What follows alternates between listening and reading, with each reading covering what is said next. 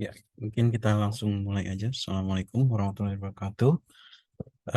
Terima kasih buat rekan-rekan yang udah menghadiri acara free webinar dari Grow Academy saat ini. Kita nanti hari ini ada penyampaian tentang data science ya bersama Kak Anissa. Di sini Kak Anissa sudah hadir.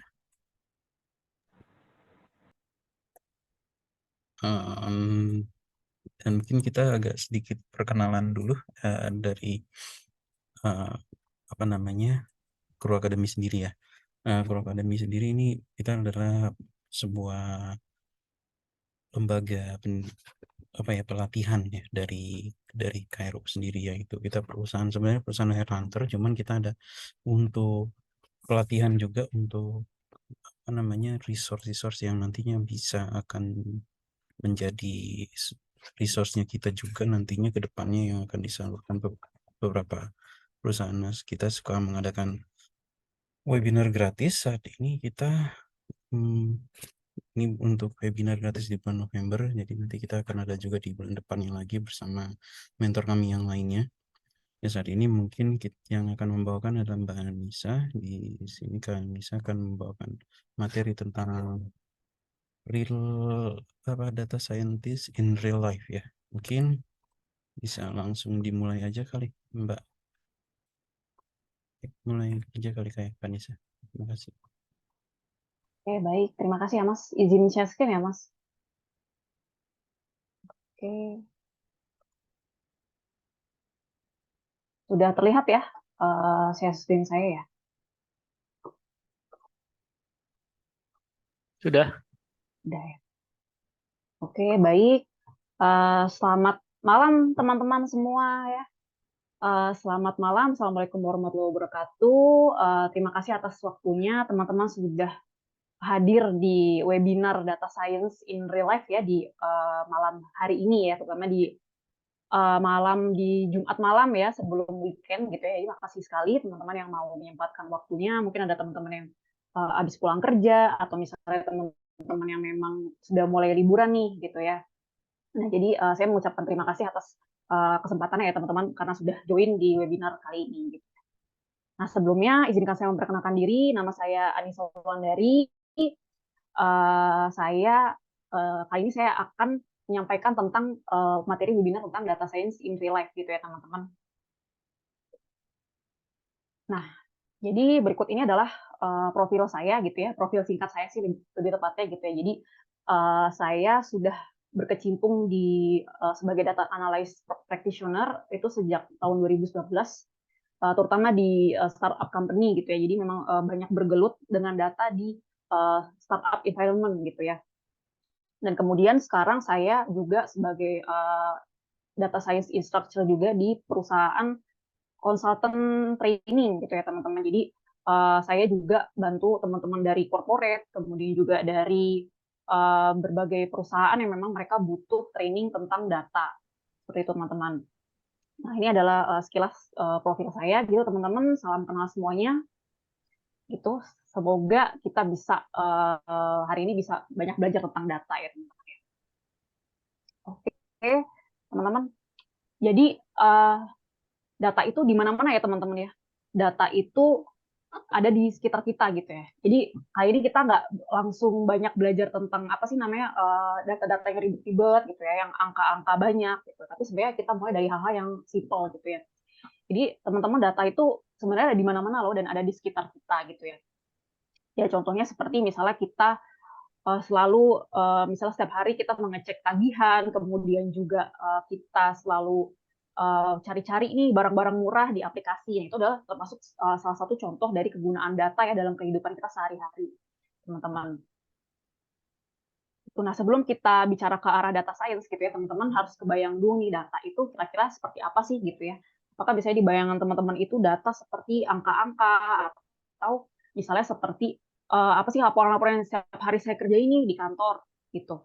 Nah, itu adalah biasanya kalau kita ngomong tentang data tuh pasti momoknya tuh pasti ke arah situ gitu ya. Karena sebenarnya di dalam kehidupan kita sehari-hari itu data itu ada di mana-mana seperti itu.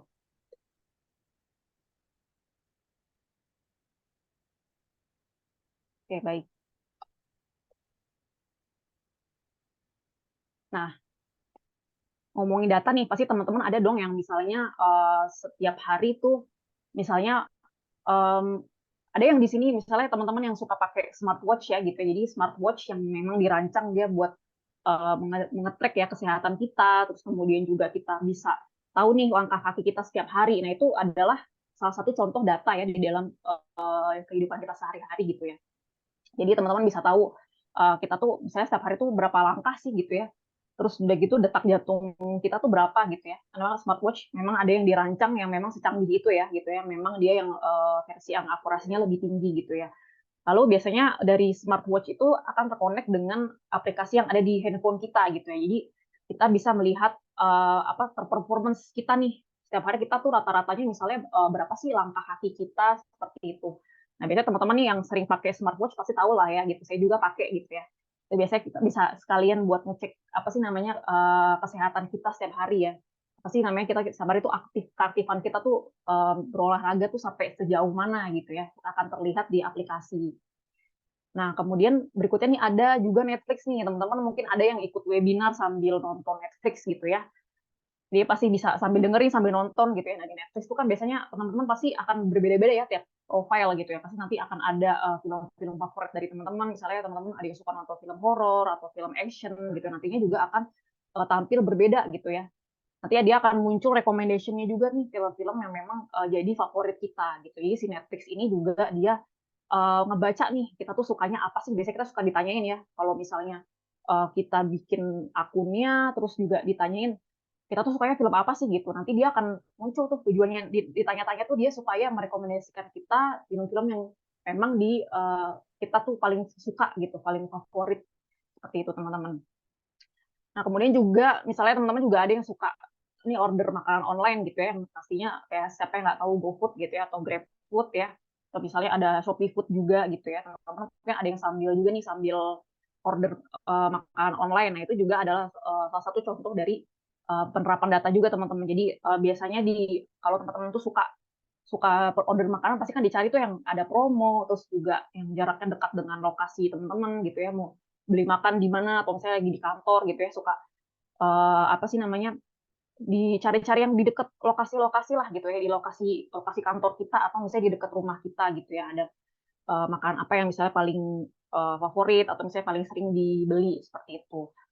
Nah, ini pasti teman-teman udah sering gunakan lah ya untuk aplikasi yang pesan-pesan makanan online ini. Nah, selain itu juga masih banyak sekali teman-teman, ini hanya adalah sebagian contoh ya penerapan data dalam kehidupan kita sehari-hari.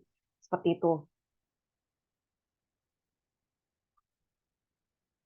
Nah, kemudian teman-teman nih, jadi bicara tadi sudah ngomong data dalam kehidupan kita sehari-hari. Nah, di sini ada data nih.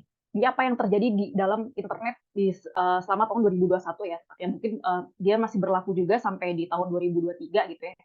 Jadi setiap 1 menit gitu ya, ada banyak nih, misalnya 28.000 subscribers yang nonton Netflix gitu ya. Berarti itu artinya 1 menit tuh banyak banget ya, ada 28.000 subscribers yang nonton Netflix gitu. Kebayang nggak sih tuh kalau ada dalam 1 menit kayak gitu sebanyak itu gitu ya.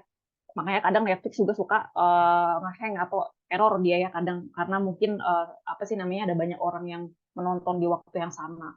Kemudian di LinkedIn juga sama ya, di dalam setiap 1 menit itu juga ada 9.132 koneksi. Jadi orang tuh membuat koneksi ya, kayak misalnya nge-add orang gitu ya. Dalam 1 menit itu ada 9.132 koneksi yang itu terjadi secara bersamaan di dunia ini gitu ya.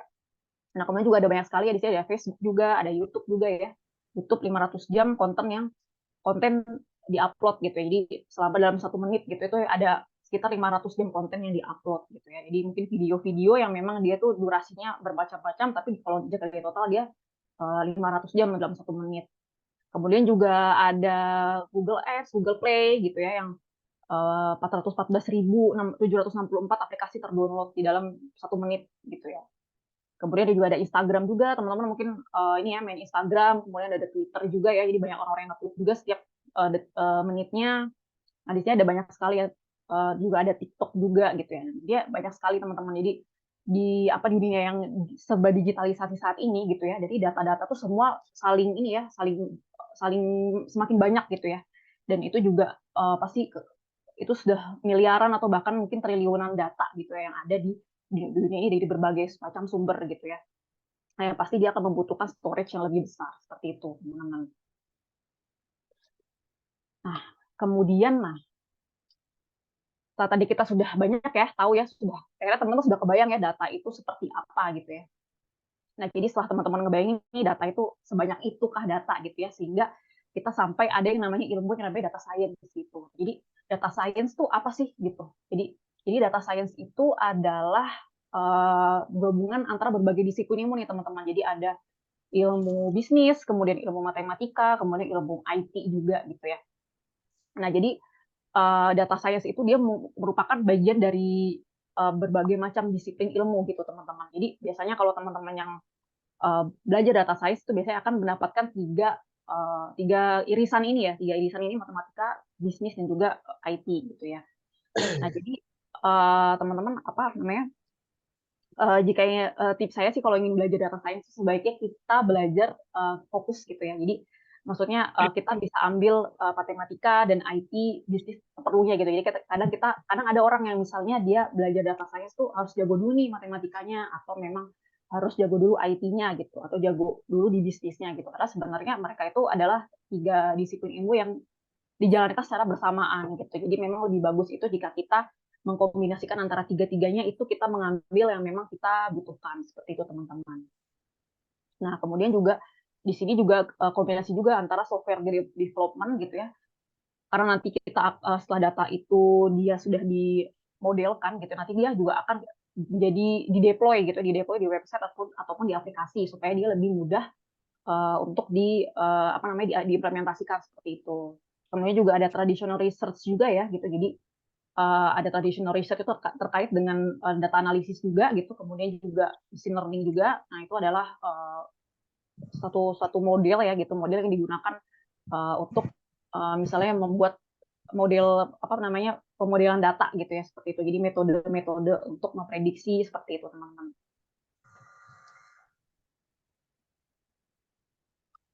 Oke kemudian, nah kemudian setelah kita sudah tahu nih tadi data science itu apa sih gitu. Nah, kemudian kenapa sih data science kita harus belajar data science gitu ya. Jadi pas kita udah tahu data science itu adalah ilmu yang berbagai macam cabang ilmu gitu ya.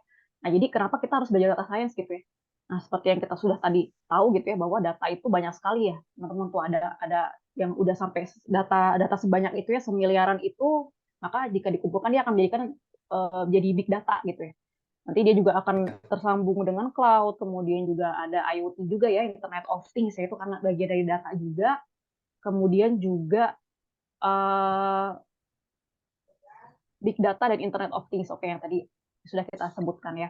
Nah kemudian dari data ini nantinya akan dibuat suatu model gitu ya, tadi ya machine learning, kemudian juga nanti itu biasanya yang membuat metode machine learning itu adalah data scientist-nya, kemudian nantinya dari metode-metode tersebut nanti akan menghasilkan sebuah data produk atau visualization, nah, supaya lebih mudah dibaca. Ini jadi ada step-step ya teman-teman ya. Jadi gimana caranya data tadi yang bermacam-macam tadi ya, yang bentuknya ada angka, ada teks, ada gambar, video itu nantinya akan menjadi sebuah informasi yang mudah dipahami dan untuk mengambil keputusan bisnis gitu ya. Nantinya akan dalam berbentuk data produk atau visualisasi ya atau dashboard seperti itu.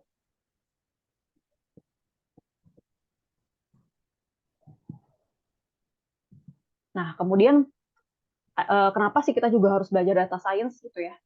Ya nggak harus sih sebenarnya. Jadi maksudnya kenapa data science itu penting gitu ya? Sebenarnya kan kalau masalah keharusan itu tergantung kebutuhan teman-teman juga gitu ya. Tapi data science ini adalah uh, salah satu ilmu yang memang sangat ini ya sangat dibutuhkan di abad 21 ini teman-teman. Jadi memang data science itu baru populer di sekitar tahun 2010 gitu ya.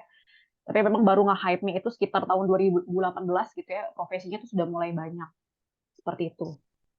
Nah, kemudian juga masalahnya juga semakin banyak gitu ya, karena data-data itu kebanyakan tidak digunakan gitu ya. Jadi makanya kenapa ada yang namanya data science gitu. Jadi bagaimana supaya mengolah data-data itu supaya bisa menjadi insight dan keputusan bisnis seperti itu. Jadi memang demand-nya permintaannya itu tinggi gitu ya. namun tidak dibarengi dengan skill yang sesuai gitu. Jadi istilahnya di sini itu untuk praktisinya juga memang masih sedikit gitu ya, karena memang dia termasuk cabang ilmu yang baru juga gitu.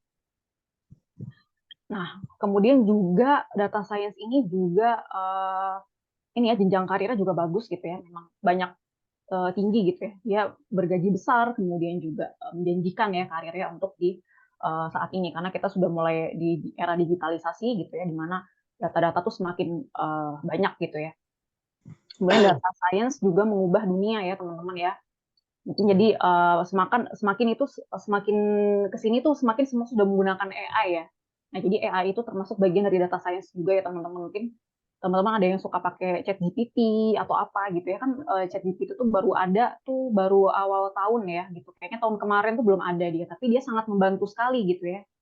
Nah itu benar-benar adalah aplikasi dari data science gitu itu sendiri gitu. Jadi memang benar-benar sangat mengubah dunia gitu ya. Dimana uh, ChatGPT ini benar-benar sangat memudahkan kita gitu untuk mengerjakan tugas, bahkan mungkin untuk mempermudah kita dalam bekerja juga gitu ya.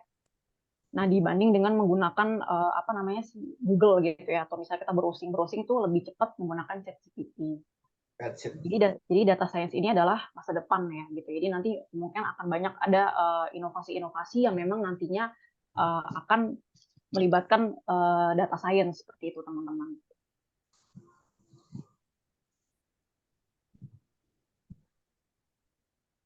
Nah, kemudian berikutnya setelah tadi kita udah tahu nih data science tuh kenapa dibutuhkan gitu ya. Nah, kira-kira siapa aja sih yang kalau udah data-data itu sudah ada gitu ya, kira-kira yang ngolah data itu siapa aja sih gitu ya.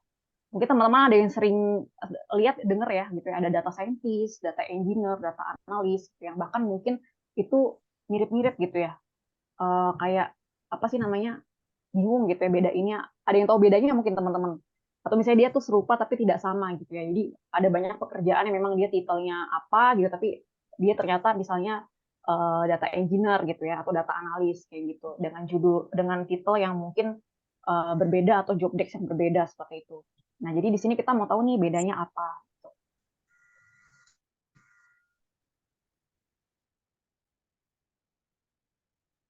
Nah, oke, ini mungkin ada teman-teman yang mau nanya, mungkin Mas Lutfi ya. Iya, Kak. Oh iya iya. Ya, selamat malam Mas Lutfi.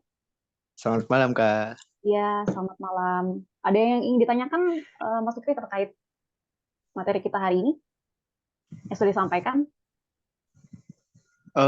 Dari segi perbedaannya sih, dari data scientist, data engineer, sama data analis, itu perbedaannya apa ya, kira-kira? Iya ya. Oke, Mas Lutfi. Ya, terima Nah, kasih, Kak. ya sama-sama. Baik. Jadi perbedaannya adalah gini teman-teman. Jadi data science itu di mana dia itu banyak ya, dia menggunakan prediksi atau statistik gitu ya. Jadi memang saya juga dulu pernah ya pengalaman saya mengerjakan proyek data scientist gitu ya, di mana memang data scientist ini lebih banyak untuk statistiknya gitu ya. Kemudian juga kita lebih banyak untuk ngelakuin machine learning, kemudian juga kita membuat algoritma gitu ya untuk menjawab kebutuhan bisnis seperti itu. Nah, jadi untuk skillnya sendiri itu memang matematikanya harus kuat ya, sebenarnya matematika, kemudian programming dan juga statistik gitu ya. Nah, untuk skill-skill yang digunakan di sini juga ada SQL, Python, R dan juga cloud gitu. Tapi sebenarnya data scientist itu lebih banyak bersihin data sih teman-teman. Itu lebih porsi yang paling besar gitu ya. Jadi waktu dulu saya sedikit cerita gitu ya. Waktu dulu saya pernah magang gitu ya di sebuah konsultan data gitu. Nah, itu sebagai data scientist intern gitu ya. Nah, itu adalah tugas saya itu mungkin saya mikirnya kayak langsung prediksi atau gimana gitu ya. Tapi memang waktu itu lebih banyak bersihin data-data yang memang kotor gitu ya.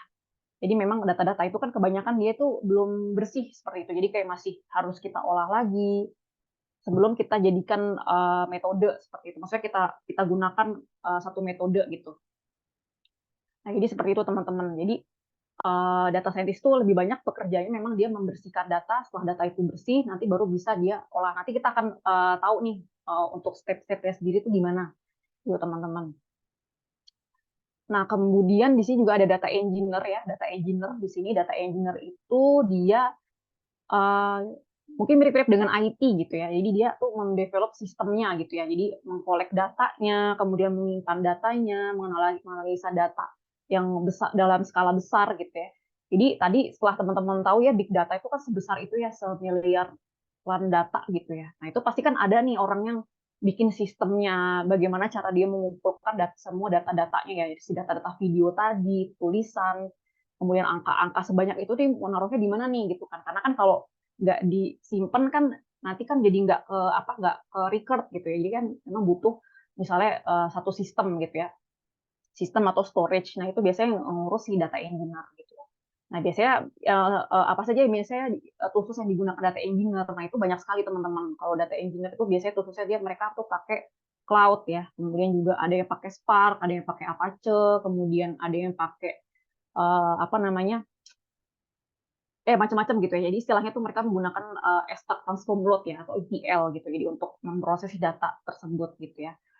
Dan sepengalaman saya juga pernah menjadi data engineer juga. Nah itu juga data engineer itu juga menggunakan Pentaho ya. Pentaho itu untuk mengumpulkan berbagai sumber-sumber data seperti itu.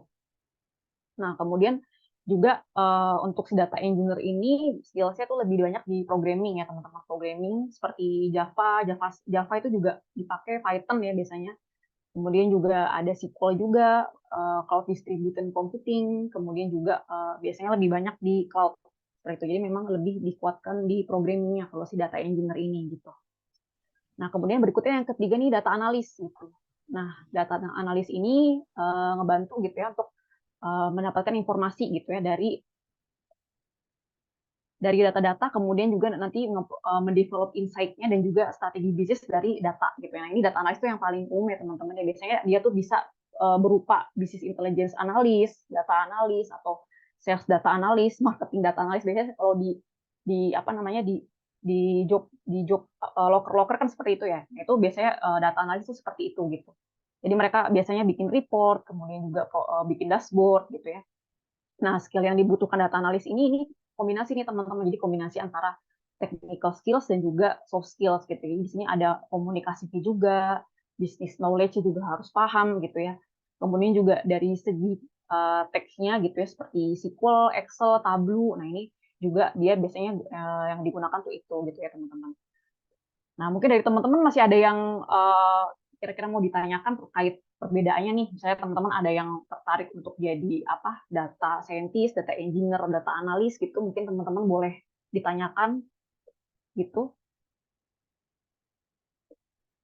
Atau tadi Mas Lutfi sudah paham ya bedanya ya? Izin, Mbak? Iya, Mbak Lita ya? Iya, ini Ya, tadi Mbak kan Lita. udah dijelaskan tentang data science itu perpaduan 3 ilmu ya. Ada IT-nya, ada matematika statistik, dan ada bisnis. Nah ini kalau seandainya kita kan ini ada paket nih nanti dari apa dari Kru ya Kak. Kalau seandainya dengan hanya misalnya beberapa kali pertemuan, ya misalnya 1 atau 10 kali pertemuan, kira-kira tercapai nggak kita menjadi data scientist tuh? Apalagi dengan Tercapai, pemahaman maksudnya tercapai ini bagaimana nih, Mbak? ya keilmuannya, keilmuannya Oh, oke, oke, oke. menjadi apakah itu misalnya kalau untuk pertemuan ini dasar, untuk advance ini harus dilakukan. Jadi sehingga menjadi data scientist ini apa tahapnya?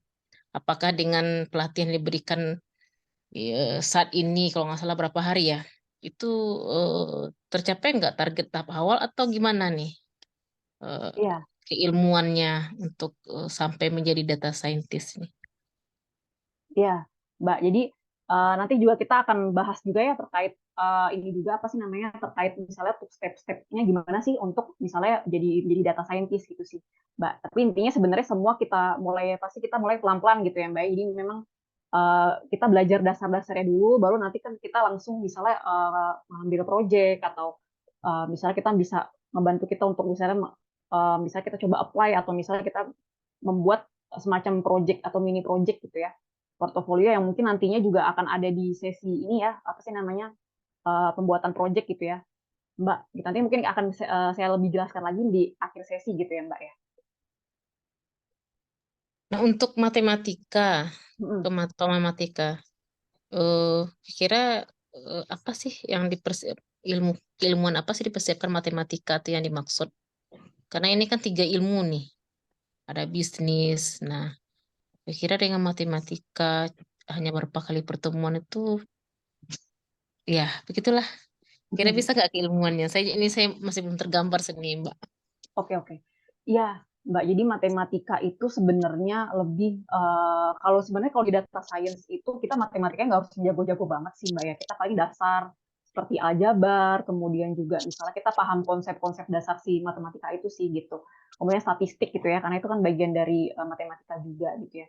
Nah, namun di data scientist ini biasanya kita dirancang gitu ya pembelajarannya supaya kita lebih cepat gitu ya, lebih cepat paham itu biasanya kita langsung by practice gitu sih, Mbak. Jadi biasanya kita menggunakan tools Python atau R gitu ya. Di mana Python atau R ini sudah memiliki library gitu ya.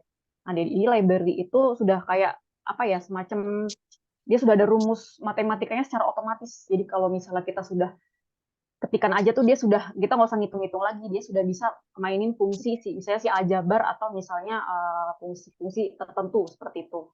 Nah, jadi tenang aja sih sebenarnya kalau masalah matematika ini sebenarnya kita langsung based on practice biasanya tuh ini sih nanti akan ada pelatihan untuk Python-nya gitu ya, untuk misalnya gimana cara kita menggunakan library matematika tanpa kita harus belajar lebih dalam. Jadi sebenarnya tidak sampai yang sedalam kita di sekolah atau di kuliah gitu ya sih, Mbak. Tapi lebih ke ininya aja sih, penggunaan tools-nya seperti itu sih, dan logika berpikirnya aja sih gitu. Kira-kira sudah terbayang, Iya, Mbak? kayaknya harus praktek kayaknya. Ya harus praktek dulu. Iya. Iya, jadi baru bisa kebayang Iya, kalau ada praktek. betul. Ya. Oke, terima kasih Mbak atas pertanyaannya. Baik, kita lanjutkan ya teman-teman. Nah, berikutnya, ini adalah salah satu dari tugas-tugas tadi ya, si data engineer, data analis, data scientist gitu ya, kemudian ada machine learning engineer. Nah, nanti kita juga akan mempelajari nih step-stepnya data science itu apa aja sih gitu. Nah, jadi data engineers itu adalah proses dia mengkolek data, kemudian juga membersihkan data gitu ya. Nah, sedangkan kalau data analis itu mereka hanya sampai di eksplorasi data analisis gitu ya. Jadi mereka mengcleaning, kemudian mereka melakukan mencari insight-insight dari data-data yang ingin mereka cari gitu ya. Nah, kemudian ada juga machine learning engineers gitu ya. Nah, machine learning engineers itu memang dia fokusnya lebih ke pembuatan model dan model deployment gitu ya. Nah, ini juga nantinya teman-teman akan belajar juga ya step-stepnya. Nah, jadi step-step belajar data science itu biasanya memang nanti akan dimulai dengan data cleaning, eksplorasi data analisis gitu. Jadi tidak langsung ke machine learning-nya atau pembuatan model yang matematika tadi gitu ya. Itu tidak terlalu ke arah tidak langsung gitu ya. Itu sih perlahan-lahan gitu ya. Kemudian kalau data scientist juga dia harus bisa semuanya nih, mengkoleksi data sampai bersihin ya, sampai menganalisa, kemudian membuat model dan juga sampai model deployment. Jadi maksudnya model deployment itu ketika sudah machine learning atau model matematikanya sudah jadi nih gitu. Nah, itu diimplementasikan di sistemnya seperti apa. Ini nanti teman-teman biasanya belajarnya akan satu-satu gitu ya di sini. Jadi mungkin tidak langsung semuanya seperti itu.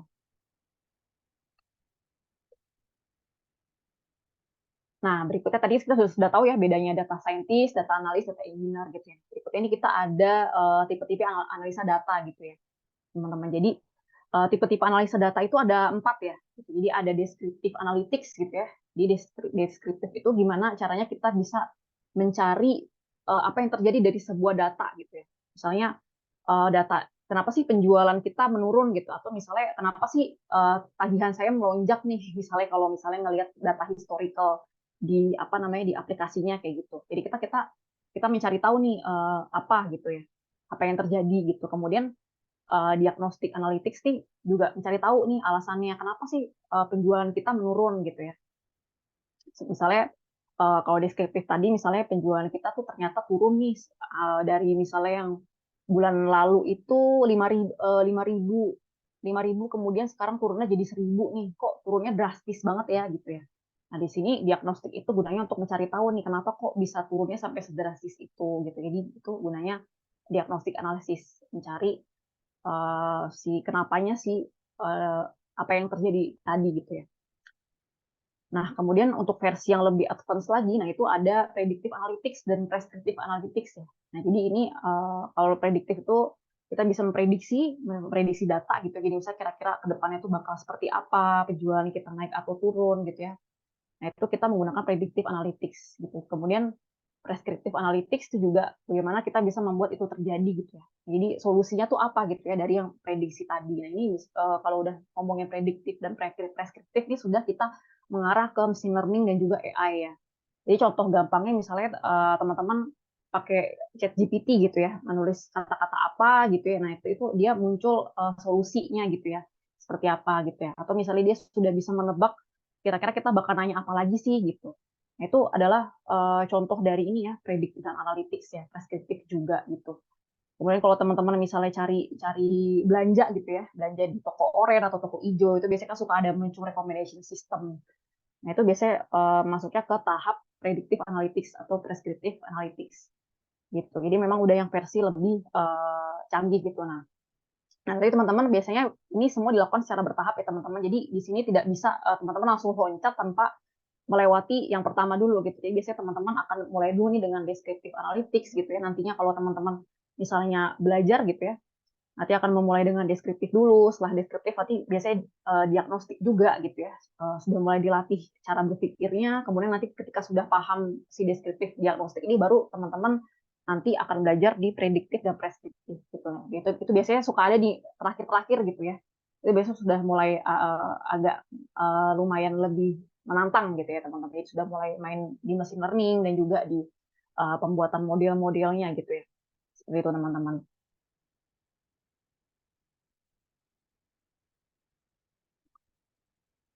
Nah, kemudian berikutnya bagaimana sih proses dari data science itu sendiri gitu ya. Nah, jadi teman-teman proses dari data science itu dia panjang ya gitu ya. Nah, yang pastinya yang pertama ini teman-teman harus menentukan tujuan teman-teman dulu nih. Misalnya tujuannya mau nyari apa gitu ya. Misalnya saya mau mencari data penjualan atau data transaksi bulan lalu seperti itu. Jadi sudah ada tujuannya. Nah, terus kemudian teman-teman harus misalnya data ini saya dapat dari mana sih? Apakah dari database atau misalnya saya nyari datanya dari tim sales gitu ya dalam berupa Excel seperti itu. Nah, pokoknya seperti apapun data itu kita sudah tahu tujuannya, maka kita akan lebih paham untuk ngambil datanya dari mana saja. Nah, setelah mendapatkan datanya, kemudian data-datanya terkumpul, data-data misalnya data-data transaksi ya tadi misalnya data-data transaksi tersebut dari database atau dari Excel. Nah, kita lihat data-datanya nih, kira-kira datanya ini sudah bersih atau belum. Jadi bersih atau belum itu maksudnya adalah apakah data itu sudah sesuai dengan formatnya atau belum. Misalnya contohnya data itu kan ada nih teman-teman data-data itu yang dia harusnya tuh formatnya tanggal, tapi ternyata dia berupa teks. Nah itu kan sudah pasti salah ya. Nanti akan kebaca oleh sistemnya jadinya yang harusnya ngeluarinnya tanggal malah jadi teks gitu. Nah, maka itu kita harus bersihkan tuh, harus kita ubah format datanya gitu ya menjadi tanggal gitu, date gitu ya. Atau misalnya sebaliknya gitu yang harusnya dia itu angka gitu ya, tapi dia adalah teks gitu ya. Nah itu juga gunanya membersihkan data itu. Itu kemudian juga ada macam-macam ya, ada misalnya data duplikat atau data yang misalnya dia ada kemiripan atau kesamaan ya, data yang kembar lah ya. Atau memang ada data yang kosong gitu. Nanti teman-teman akan pelajari di cleaning data gitu, how to clean data gitu ya. Itu akan case-nya akan bermacam-macam ya untuk bersihin si data ini gitu ya. Nah, ini adalah biasanya kerjaan yang paling banyak, yang paling besar dilakukan oleh data scientist ya gitu. Jadi dia paling banyak untuk membersihkan si datanya itu tadi. Karena datanya itu bisa bermacam-macam seperti itu. Nah, kemudian setelah datanya bersih nih, baru data ini bisa siap diolah nih gitu. Jadi enrich the data itu tadi sama dengan eksplorasi data analisis. Jadi sudah mulai dicari-cari nih data-datanya kira-kira apa sih yang mau saya cari gitu ya, apakah saya mau cari transaksi per bulan, saya mau mencari misalnya profitnya atau mau mencari total salesnya atau total gross profitnya seperti itu. Jadi sudah mulai kayak mengulik ya, atau misalnya kita sudah mengkorek-koreksi si data itu tadi gitu ya, data yang sudah kita bersihkan. Nah, baru setelah kita analisa gitu ya, kita bisa pakai metode apapun. Misalnya contoh yang paling sederhana tuh teman-teman bisa melakukan pivot atau misalnya lakukan analisa yang memang dibutuhkan gitu. Nah, kemudian berikutnya nanti teman-teman bisa menemukan insight gitu ya. Jadi insight-insight yang sudah ditemukan nanti bisa divisualisasikan seperti itu. Nah, divisualisasikan nanti juga akan ada tools-nya sendiri gitu. Kemudian nanti setelah divisualisasikan nanti baru dideploy mesin learning-nya atau dikembangkan lagi mesin learning-nya. Misalnya ingin menggunakan model apa, nah kemudian nanti akan ada iterasi atau misalnya nanti ketika sudah dimasukkan ke sistem akan ada pengetesan seperti itu. Nah, jadi cukup panjang ya teman-teman prosesnya. Jadi teman-teman juga belajarnya akan lebih pelan-pelan seperti itu sih. Gitu.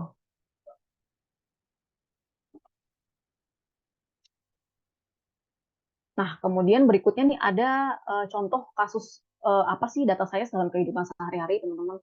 Jadi misalnya tadi terkait ini ya, kita kan sudah tahu ya proses-proses data science itu apa saja gitu. Nah, jadi kalau data science di use case di yang real life itu seperti apa sih gitu. Misalnya biasanya kita suka tahu ya, cari tahu gitu ya.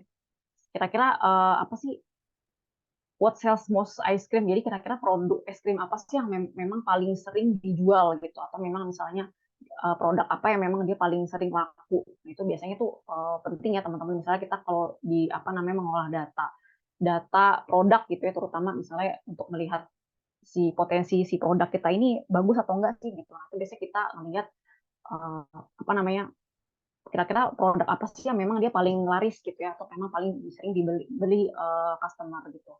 Kemudian juga berikutnya ada learning to speak gitu ya. Jadi memang data-data itu gimana caranya mengubah suara itu bagaimana menjadi hal yang informasi gitu ya. Mungkin contohnya seperti teman-teman misalnya di Google gitu ya. Google tuh kan ada Google Voice gitu ya. Teman-teman bisa mau nyari apa, nyari data science gitu ya. Tinggal bilang di Google apa namanya, Google Voice tuh nanti dia langsung keluar informasinya. Itu adalah contoh dari real life ya di data science gitu ya. Jadi salah satu penggunaan tadi ya, penggunaan data science untuk misalnya dia mengubah suara menjadi sebuah informasi seperti itu. Kemudian juga data science juga berguna untuk merekognisi defects atau misalnya kerusakan-kerusakan gitu ya. Nah, ini biasanya juga berguna di misalnya di pabrik-pabrik atau di mesin-mesin gitu ya. Misalnya yang memang mereka terjadi kerusakan gitu ya. Nah, itu biasanya datanya berupa gambar gitu ya. Kira-kira mesin ini tuh rusak bagian mana. Nah, itu juga bisa sebagai ini juga gitu ya, data science bisa membantu untuk case tersebut gitu ya. Kemudian berikutnya ada using suggestions to make better decisions, jadi bisa membantu kita untuk membuat keputusan yang lebih baik gitu ya teman-teman. Jadi contoh simpelnya kayak teman-teman misalnya suka belanja di toko oren atau di misalnya di tadi ya GoFood atau GrabFood gitu ya. Nah, biasanya kan nanti dia akan memberikan rekomendasi sesuai dengan favorit kita gitu. Kita suka beli sabun atau misalnya beli buku gitu. Nanti dia akan muncul di bawahnya tuh buku. Nah, itu adalah salah satu penerapan data science juga tuh di dalam uh, kehidupan kita sehari-hari juga gitu ya. Itu udah sangat Kalau dekat dengan pendidikan gimana, Kak? pendidikan ya, Mbak. Hmm. Pendidikan, kalau pendidikan maksudnya di aplikasinya gitu ya. Hmm. Ya, Bisa di ya. aplikasi juga, bisa di pembelajaran e-learning juga bisa. Tapi gimana ininya kalau Oke, data oke. scientist? Oke. Ya, Mbak, jadi kalau di pendidikan tuh kan bisa kita ada yang suka online course gitu ya. Teman-teman ada yang suka pakai online course kayak Udemy gitu ya. Nah, biasanya kan Udemy tuh suka muncul tuh ya. Misalnya kita mau, kita biasanya sering misalnya mencari training data science gitu. Nanti dia yang akan muncul adalah data science seperti itu ya. Jadi di situ sudah bisa ketebak gitu seperti itu. Kemudian juga di apa namanya, di recommendation sistemnya juga gitu ya. Jadi misalnya kita sering cari training apa, misalnya training-training yang memang teratas tuh kan juga suka muncul yang paling atas gitu ya, Mbak, yang ratingnya paling tinggi seperti itu. Nah, itu juga akan kasih kita rekomendasi nih bahwa ini trainingnya tuh bagus nih gitu. Biasanya kan suka suka muncul yang paling atas tuh gitu kalau kita cari cari training gitu ya. Kita nyari yang ratingnya bagus seperti itu gitu. Kemudian juga bisa memprediksi juga nih, misalnya memprediksi nilai kita gitu ya, karena misalnya kita sering ngerjain tugas, ya, misalnya di LMS gitu ya, kita sering ngerjain tugas ya, dia bisa memprediksi nih kira-kira kalau misalnya kita rajin ngerjain tugas, terus nilai kita sekian, nanti kita bakal dapat nilai berapa ya gitu. Jadi dia bisa memberikan gitu prediksi karena kita tuh misalnya activity kita selama menggunakan LMS itu seperti apa gitu. Jadi nanti dia akan ngasih rekomendasi seperti itu, Mbak. Nah, itu ya teman-teman ya. Oke. Nah, selain itu juga masih ada lagi banyak ya sebenarnya. Nah, berikutnya adalah contoh ya penerapan data science dalam kehidupan kita sehari-hari. Banyak sekali teman-teman, tidak hanya tadi saja, tapi di sini akan banyak sekali gitu ya ditemukannya. Contohnya misalnya seperti di travel gitu ya. Nah, teman-teman pasti tahu ya kalau misalnya sering pesan tiket di mana gitu ya. Itu kan suka memprediksi gitu ya, harga mana sih yang lagi promo nih, tiket pesawat yang lagi promo, atau misalnya kita mau cari tiket pesawat yang memang dia tuh nggak atau misalnya merek pesawat ya, merek maskapai yang memang dia tuh yang kemungkinannya kecil untuk dia tuh delay gitu. Itu kan biasanya di aplikasi suka ada tuh ya, teman-teman. Terutama misalnya yang paling sering itu adalah harga sih, harga, kemudian promo-promo gitu ya. Nah, itu juga berdasarkan ini juga nih, berdasarkan keseringan kita nih. Misalnya kita sering cari-cari nih ke luar negeri gitu ya. Nanti juga dia akan merekomendasikan penerbangan yang lebih murah, atau memang hotel-hotel, atau misalnya hotel-hotel yang murah gitu ya, atau hotel-hotel yang memang sesuai dengan kebutuhan kita gitu ya. Nah, kemudian berikutnya nih juga di marketing gitu ya. Di marketing ini juga banyak gunanya ya teman-teman ya, terutama misalnya teman-teman yang suka order via aplikasi gitu ya, order kopi atau misalnya order makanan-makanan di GoFood, GrabFood itu kan biasanya suka ada promo ya, promo yang misalnya dia itu beli satu gratis satu, atau beli burger di gratis Coca-Cola gitu ya, suka ada yang combo-combo. Nah, itu juga mereka memasang harga promo itu juga menggunakan data juga. Jadi itu diperhitungkan juga tuh supaya mereka tuh juga untung gitu ya, dapat profit, dan juga user tetap loyal gitu ya, tetap beli produknya gitu ya. Kemudian juga bisa memprediksi lifetime value of customer. Jadi bisa memprediksi nih kira-kira customer ini bakal setia nggak sih sama kita gitu ya. Biasanya customer ini misalnya sering beli nggak sih produk kita gitu, atau misalnya nanti dia akan churn ya. Nah, churn ini maksudnya dia lebih kayak dia udah rajin beli nih, udah beli sekali, terus dia nggak pernah beli lagi. Nah, itu churn ya. Mungkin teman-teman ada nggak yang di sini yang misalnya beli apa namanya, beli itu pas promo aja gitu, tapi kalau nggak ada promo udah nggak beli lagi gitu. Mungkin promonya misalnya cuma ada 3 bulan sekali ya, jadi belinya cuma 3 bulan sekali, setelah itu nggak ada promo hilang gitu. Nah, itu dihitungnya sebagai churn gitu ya. Jadi yang kabur gitu ya, yang ya tidak melakukan transaksi lagi gitu, tidak aktif gitu. Nah, kemudian berikutnya nih ada di bidang healthcare juga ya. Jadi di kesehatan nih juga banyak nih teman-teman sekarang yang memang sudah ada nih aplikasi-aplikasi ya, aplikasi-aplikasi seperti yang kita bisa chat dengan dokter gitu ya. Bisa juga misalnya kita merekomendasikan dokter di dekat rumah sakit kita gitu ya, dekat-dekat rumah kita gitu ya, rumah sakit yang ada dokter yang memang kita butuhkan gitu ya. Kemudian juga bisa memprediksi kita tuh sakit apa gitu ya. Atau misalnya sekarang juga ada rekam medis di aplikasi ya, sudah canggih sekali intinya, memprediksi penyakit-penyakit kita dari misalnya apa namanya, rekam medis, atau misalnya dari cek gula darah atau apa gitu ya. Nah, itu biasanya kan ada aplikasi yang sudah sampai di situ gitu ya. Tapi sih yang lebih banyak itu adalah yang memang aplikasi kesehatan untuk kita mencari dokter ya, atau mencari rumah sakit seperti itu. Itu juga biasanya nanti ditentukan berdasarkan jarak dari teman-teman seperti itu, dari harganya juga gitu ya, kan memang dokter apa yang memang teman-teman butuhkan seperti itu. Nah, kemudian berikutnya nih ada sosial media juga gitu ya. Sosial media gitu ya. Siapa sih yang nggak punya sosial media gitu ya? Pasti teman-teman semua minimal punya satu lah ya gitu ya. Jadi sosial media ini juga digunakan untuk digital marketing juga ya. Jadi teman-teman kalau ngeliat ada Google Ads atau iklan-iklan gitu ya di mana namanya, di Instagram atau di Facebook gitu ya. Nah, itu adalah salah satu cara kerja dari data dalam sosial media gitu ya. Kemudian juga ada sentimen analisis gitu ya.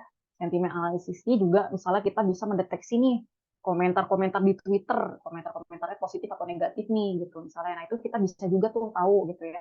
Apakah komentar ini adalah komentar dari haters atau komentar-komentar netizen. Nah, itu kan macam-macam tuh. Jadi sebenarnya itu juga bisa jadi bahan atau project ya yang bisa dianalisis seperti itu.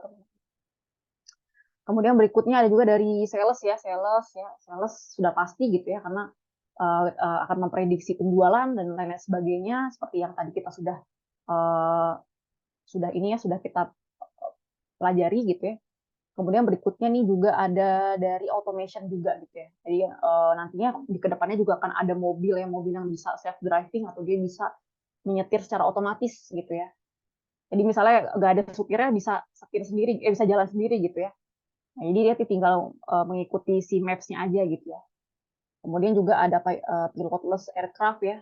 Tapi mungkin agak ngeri juga ya karena biasanya kita ada supir tapi ini nggak ada gitu ya. Itu nggak tahu ya nantinya bakal angka kecelakaan akan lebih turun atau lebih tinggi. Nah itu sih. Tapi sekarang masih dalam tahap pengembangan gitu ya.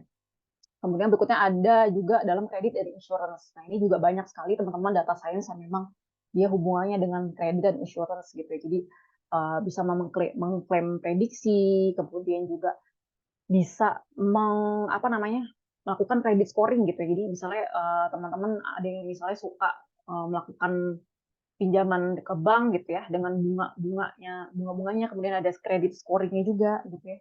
Jadi kira-kira teman-teman ini misalnya cocok dikasih pinjaman berapa persen gitu sesuai dengan kemampuan teman-teman misalnya mengembalikan uang sesuai dengan temponya ya gitu ya. Apakah setelah jatuh tempo gitu-gitu ya.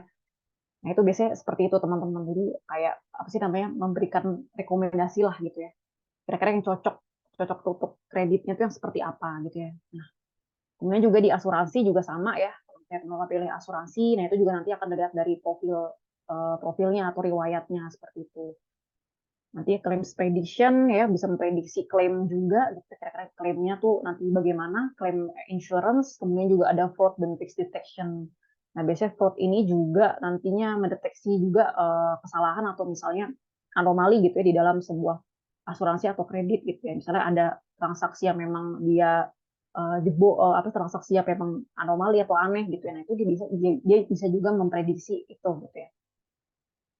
Nah, itu teman-teman jadi dari banyak contohnya dia banyak sekali gitu ya menerapkan data science di dalam kehidupan kita sehari-hari gitu ya.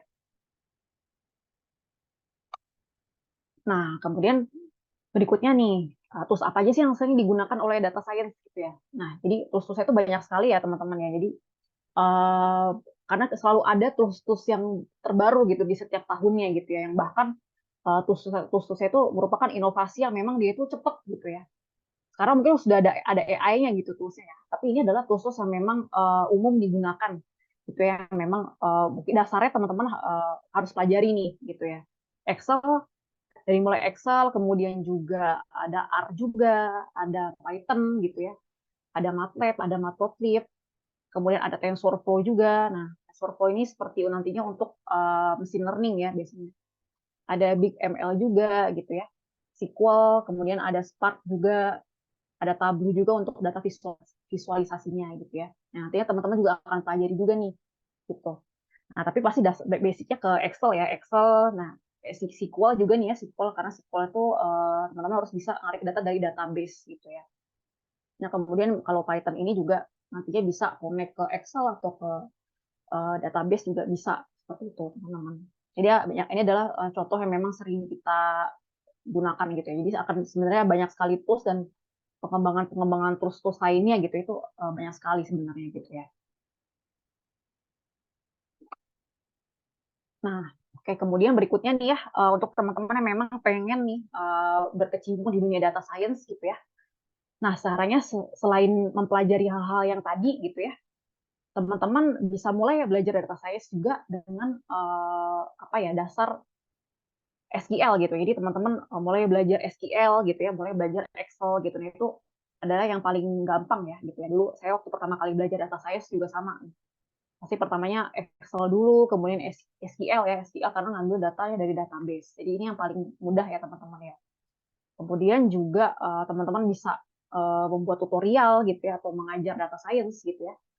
Nah, ini ada banyak sekali ya intinya sih. Ada juga misalnya bekerja untuk membuat project yang kecil-kecilan. Jadi kayak misalnya teman-teman membuat portofolio kalian sendiri gitu ya, kayak membuat misalnya project-project iseng-iseng gitu juga bisa gitu ya, atau buat portofolio misalnya teman-teman kalau memang pengen apply jadi data science gitu ya. Kemudian juga bisa untuk mengambil freelance gitu ya, dan juga bisa jadi volunteer as a data scientist gitu ya. Nah, jadi teman-teman juga bisa sambil ikutan kursusnya juga, bisa sambil bikin iseng-iseng buat nyoba bikin projectnya juga gitu ya. Kemudian bisa ngambil freelance juga gitu ya. Nah, untuk data science sendiri juga sebenarnya ini juga ya, kalau di Indonesia tuh ada organisasinya juga sebenarnya, komunitasnya seperti komunitas data science Indonesia gitu. Mungkin teman-teman bisa cari ya di Instagram atau di LinkedIn-nya, teman-teman juga bisa gabung juga di situ kalau misalnya memang teman-teman tertarik untuk lebih banyak diskusi terkait profesi data scientist gitu. Jadi di sana emang komunitasnya orang-orang yang memang mereka memang ingin ingin belajar tentang data scientist gitu ya, teman-teman. Nah, oke.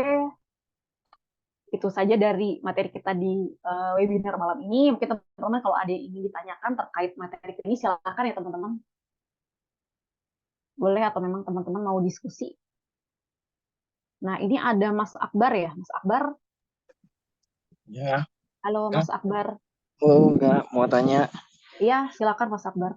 kalau untuk belajar data science ini kita perlu laptopnya itu speknya yang berapa ya minimal ya buat Iya, iya, belajar data science ini? iya. Jadi untuk belajar data science ini sih minimal Core i5 sih ya, Mas, lebih baik ya. Meskipun sebenarnya Core i3 juga masih bisa gitu ya. Tapi memang sebenarnya kita tuh nantinya kalau misalnya kita bisa sih menggunakan Google Colapse gitu ya. Nah, Google Colapse itu kan biasanya dia memorinya tuh sudah ada dari Google Colapse gitu ya, atau misalnya itu dari cloud-nya gitu ya. Mas, gitu sih paling. Kalau untuk data-datanya sendiri sih paling lebih ke storage-nya gitu ya, RAM-nya seperti itu sih. Tapi sebenarnya untuk Core i5 atau Core i3 itu sih masih bisa sih, Mas, gitu.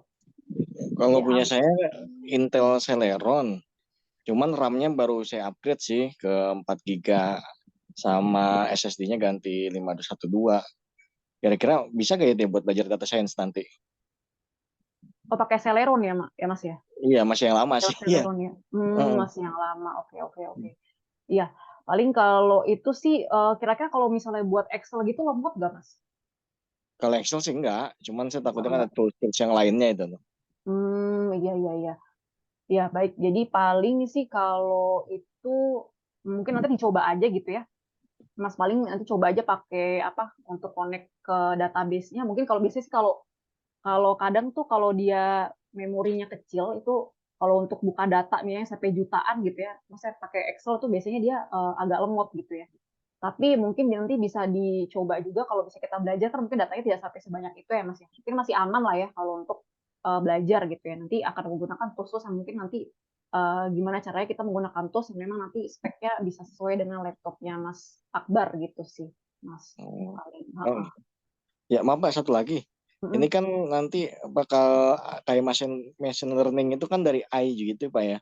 Nanti kalau misalkan profesi data science itu bakal digantikan oleh AI nggak sih ya? Iya, iya, iya, iya. Oke, oke.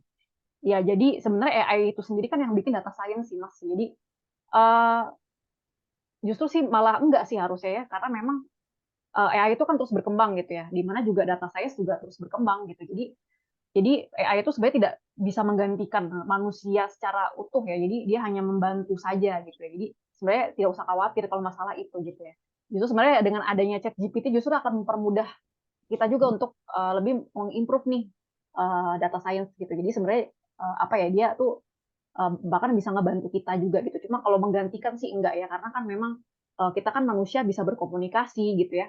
Data science kan juga harus berkomunikasi gitu ya, menjelaskan gitu ya. Nah, itu adalah yang tidak bisa dilakukan oleh AI gitu ya. Karena AI itu kan kaku ya, dia sebagus-bagus AI gitu ya, seperti robot itu juga dia kaku kan. Kalau dibandingkan dengan manusia biasa lebih enak manusia gitu ya. Jadi Iya, iya, iya, betul, tidak betul. akan bisa menggantikan sih ya. Harusnya dia membantu kita gitu sih. Iya, iya. Baik-baik. Terima kasih, Mbak. Iya, sama-sama Mas Akbar. Ini ada lagi Mas Lutfi ya. Mas Lutfi, silakan Mas Lutfi. Izin bertanya lagi, Kak. Ya, nggak apa-apa. Kalau seorang data scientist itu udah termasuk data analis sama yang satunya tuh data engineer ya. Gimana Mas? Maaf. Kalau jadi seorang data scientist itu udah termasuk data analis sama data engineer atau Iya, jadi kalau data scientist itu sebenarnya memang bisa sih langsung. Kalau misalnya memang teman-teman biasanya bisa mulai dulu nih kalau misalnya mau ke data scientist gitu ya. kalau dari pengalaman saya sih lebih baik kalau kita mulainya dengan jadi data analis dulu gitu sih Mas. Karena kita lebih paham nih pola data itu seperti apa. Baru nanti kalau kita sudah terbiasa dengan data analis, baru kita nanti main ke machine learning gitu ya, atau pembuatan modelnya. Nanti bisa tuh ke data science juga, bisa juga ke data engineer juga gitu. Jadi sebenarnya itu pilihan aja sih Mas gitu. Kan kalau misalnya langsung semuanya tuh biasanya itu dimulai dari satu-satu sih. Biasanya orang-orang yang memang dia sudah jago nih di data science, pasti dia sudah pernah jadi ada yang memang sudah pernah jadi data engineer juga gitu. Ada yang memang dia memang misalnya basicnya memang orang matematika atau orang statistik. Nah itu biasanya mereka langsung ke data science gitu ya. Tapi mereka belajar codingnya gitu ya. Nah itu macam-macam sih Mas sebenarnya. Ada yang memang dari IT gitu ya. Dari IT mereka harus ke data engineer dulu gitu misalnya. Baru nanti ke data scientist gitu ya. Tergantung preferensi aja gitu. Terus juga ada yang orang bisnis juga nih tertarik ke data science, oh data analis dulu gitu. Jadi biasanya itu sih tergantung ini juga sih. Cuma kalau yang saya lihat sih patternnya biasanya itu tergantung latar belakangnya juga ngaruh sih Mas sebenarnya gitu. Untuk tools nih, sebenarnya tools paling fundamental dari data scientist tuh apa sih? Apakah Python, Excel, atau SQL? Iya. Jadi kalau untuk data science itu Mas biasanya memang yang paling bagus itu adalah Python ya Mas ya. Kalau untuk library-library-nya itu dia lebih komplit gitu ya. Gitu. Kalau SQL itu tadi kan memang kita khusus untuk tarik data ya, tarik data dari database gitu ya. Kemudian kalau Excel itu kan memang data setnya gitu ya, data setnya kan berupa Excel atau memang tarikan dari database gitu ya. Nantinya ketika dimasukkan ke Python itu kita sudah proses data cleaning, kemudian eksplorasi data gitu ya. Kalau kita misalnya pengen menganalisa yang lebih deep dive itu biasanya menggunakan si Python gitu ya. Cuma kalau ke arahnya ke machine learning itu memang bagusnya Python Mas. Tapi kalau untuk deep dive analisis tergantung nih. Kalau deep dive-nya analisis terkait bisnis itu biasanya pakai SQL juga bisa gitu. Bagus pakai SQL. Jadi nanti ada macam-macam gitu ya. Ada model ETL gitu ya menggunakan SQL, data mart gitu ya. Nanti lebih mengarah ke BI gitu. Jadi kalau basic itu dari Excel sih, Excel, SQL, kemudian Python gitu sih Mas. Ya, sangat dipahami Kak. Terima kasih atas kesempatan. Ya, sama-sama. Terima kasih, Mas. Mungkin ada teman-teman yang mau bertanya lagi, silakan teman-teman.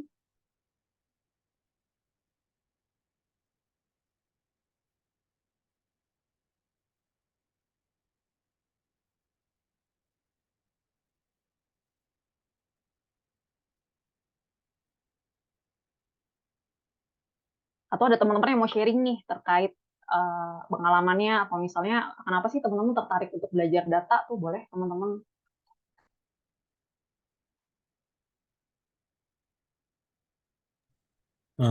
Halo Kak Nisa, ini ada pertanyaan di kolom chat. Oh iya. Ya nih Mbak, kalau Oh. yang dicari recruiter atau user buat intern yang tentunya belum punya pengalaman secara real kerja di dunia data itu gimana sih?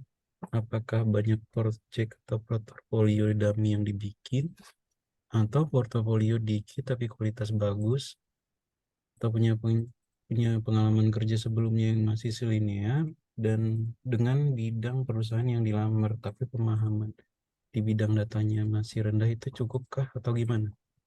Ya, silakan Kak Nisa. Iya. Iya, Mas Maulana ya nanya ya. Oke, Mas Maulana. Iya, terima kasih atas pertanyaan Mas Maulana. Jadi sebenarnya kalau ini mau internship atau gimana nih, mau buat intern? Kalau mau internship, oke.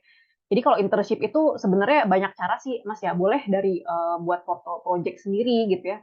Sebenarnya nggak harus banyak juga, tapi misalnya punya project nih, misalnya bikin project iseng-iseng gitu ya. Nah itu juga bisa dalam bentuk dummy, atau misalnya bisa juga, saya teman-teman belajar dari Kaggle ya. Kaggle itu kan ada banyak ya teman-teman yang bisa coba tuh gitu. Terus teman-teman bisa ketika interview dikasih tahu nih, oh saya bikin project apa nih, project dari Kaggle.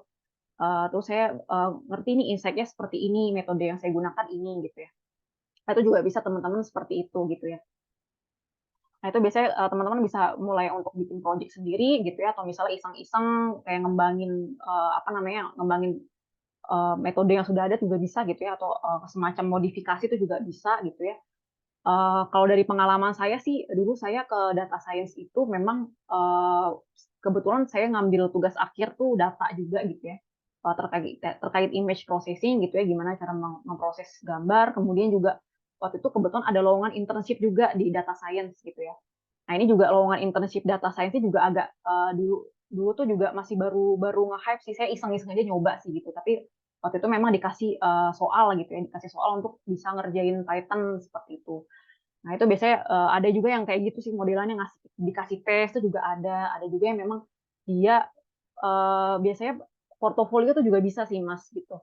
Jadi sebenarnya lebih kayak Mas ini misalnya pede nih, misalnya portofolio saya pakai misalnya project A deh, saya lebih gampang nih buat jelasin ke interview. Nah, itu biasanya akan menarik si siapa rekruternya juga nih. Saya misalnya Mas Maulana nih misalnya bagus nih udah kayaknya yakin dengan firm dengan projectnya yang udah pernah dibikin gitu, atau misalnya sudah banyak explore ya, sebenarnya lebih banyak lebih bagus sih gitu, cuma memang lebih baik dicoba satu-satu gitu ya, dan itu difokusin gitu ya. Nah seperti itu sih Mas Maulana. Kalau selinear dengan bidang perusahaan dilamar, sebenarnya sih kalau teman-teman nih biasanya kan kalau di data nih teman-teman misalnya kan ada tesnya ya. Biasanya recruiter juga ngelihat dari tes yang dikerjakan gitu. Kira-kira misalnya teman-teman bisa nggak sih ngerjain tesnya gitu. Tapi memang kalau misalnya belum ada pengalaman yang gak linear, ya biasanya teman-teman juga ini sih ikutan kursus tuh juga bisa sih. Ikutan kursus, kemudian juga bikin project kecil-kecilan gitu ya, atau freelance tadi yang seperti saya jabarkan ya. Kalau yang jadi ada banyak sekali cara gitu ya.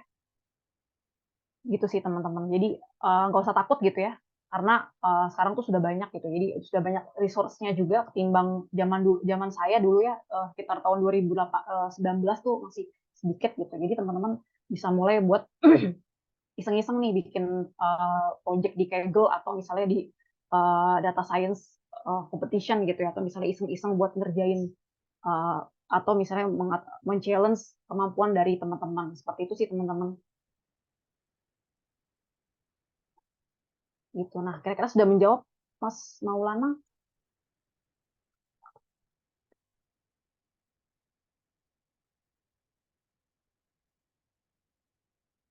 Iya.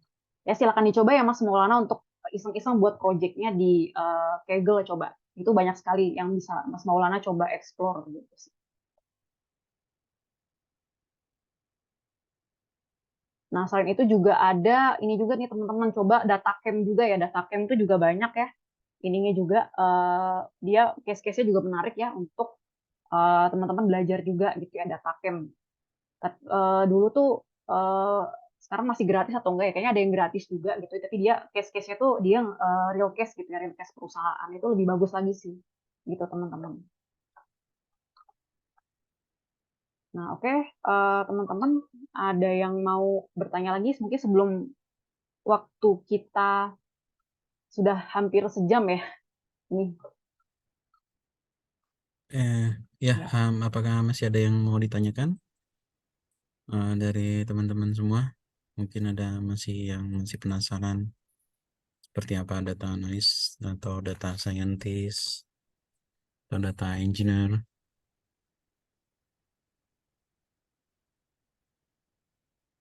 Ada cukup bagus penyampaiannya.